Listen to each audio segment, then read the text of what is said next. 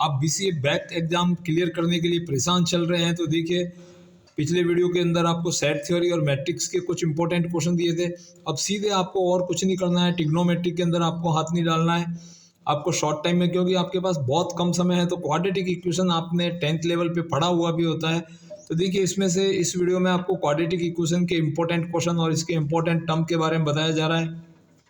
सबसे पहले quadratic equation का जो प्रेजेंटेशन है क्या रहता है, a x square plus b x plus c, degree 2 होती है। इसका ग्राफिकल स्ट्रक्चर पैराबोलिक होता है, ये ध्यान रखना चाहिए, आपको शॉर्ट आंसर में पूछा जा सकता है। फिर इसके रूट को अल्फा और बीटा अगर लिया जाए तो इसको फाइंड करने के लिए सॉल्यूशन फार्मूला, जो आपको क्वाड्रेटिक फार्मूला या धराचार्य फार्मूला भी इसको कहा जाता है। फिर इसमें रिलेशनशिप जो रहती है sum of roots and product of root, इन दोनों को ध्यान में रखना है। उसके बाद सीधे आ जाइए नेचर ऑफ रूट्स के ऊपर। तो नेचर ऑफ रूट्स के लिए डिस्क्रिमिनेट फाइंड की जाती है। इस टर्म को बी स्क्वायर माइनस 4ca को आप ध्यान रहे, इसको डिस्क्रिमिनेट्स कहा जाता है और इस डिस्क्रिमिनेट पे ही रूट्स का नेचर डिपेंड करता है। अगर डिस्क्रिमिनेट का वैल्यू, दैट मीन्स आपको एक इक्वेशन दी हुई जाएगी और उसमें आपको नेचर ऑफ रूट्स पूछा है। जैसे यहाँ पे ये इक्वेशन है तो यहाँ से ये फर्स्ट कोफिशिएंट है, ए वैल्यू है, ये बी है और ये सी है। इनको जब आप डिस्क्रिमिनेट के फॉर्मूले में बी सी की जगह पे रख के वैल्यू निकालते हैं और डी 0 आता है तो आपको नेचर आपको बनता है रियल एंड इक्वल। अगर डी 0 से बड़ा है बट परफेक्ट स्क्वायर भी है, परफेक्ट स्क्वायर दैट मीन्स जिसका वर्गमूल पूरा पूरा निकाला जाता है, स्क्वायर रूट फाइंड कर सकते हैं 1625, तो उस समय रियल एंड अनइक्वल रहते हैं और रेशनल रहते हैं। डी 0 से तो बड़ा है मतलब पॉजिटिव नंबर आ रहा है डिस्क्रिमिनेट, बट वो परफेक्ट स्क्वायर नहीं है, जैसे 7 आ गया, 8 आ गया, तो इस तरह के वैल्यू आते हैं, 10 आ गया, तो ये नॉट परफेक्ट स्क्वायर माने जाते हैं। तो इरेशनल रूट होते हैं बट रियल केस में जाते हैं, दैट मीन्स ये कॉन्जुगेट होते हैं। फर्स्ट रूट ए प्लस रूट बी टाइप का होगा तो सेकेंड रूट ए माइनस रूट बी टाइप का होगा।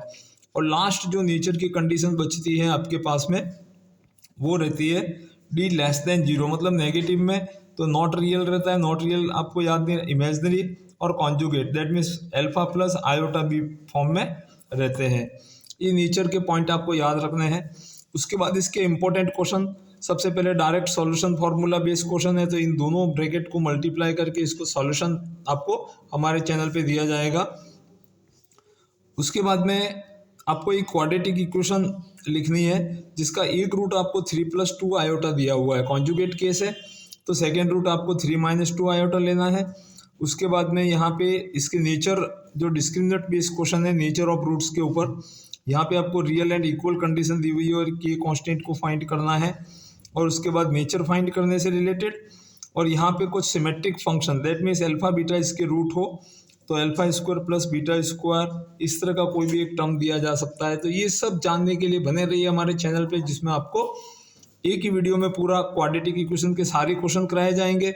3 या 4 वीडियो के अंदर आपको matrix, quadratic equation, set theory एक क्लियर हो जाएगी और थोड़ा सा ज्योमेट्री का पार्ट भी अपन पढ़ेंगे जिसमें इक्वेशन ऑफ सर्कल और इक्वेशन ऑफ लाइन के अंदर से 2-2 क्वेश्चन है। तो आपके पास में ओवरऑल 10-15 क्वेश्चन के अंदर आपके पूरे बीसीए जो बैक चल रही है वो एग्जाम बिंदास क्लियर हो जाएगा। बने रहिए हमारे चैनल में, सब्सक्राइब नहीं किया तो सब्सक्राइब कीजिए और अपने फ्रेंड्स में अधिक से अधिक शेयर कीजिए ताकि उनके भी जो बीसीए मेन एग्जाम दे रहे हैं या बैक दे रहे हैं तो वो मैथ्स के अंदर जो परेशान है, जो बिना मैथ्स ग्राउंड से आए हैं, आर्ट्स से आए हैं, कॉमर्स से आए, जिन्होंने मैथमेटिक्स 10th के बाद नहीं पढ़ा है, तो उनके लिए बहुत ही उपयोगी है। इसलिए अभी तक सब्सक्राइब नहीं किया तो सब्सक्राइब करके अपने फ्रेंड्स में शेयर कीजिए। Thank you watching this video.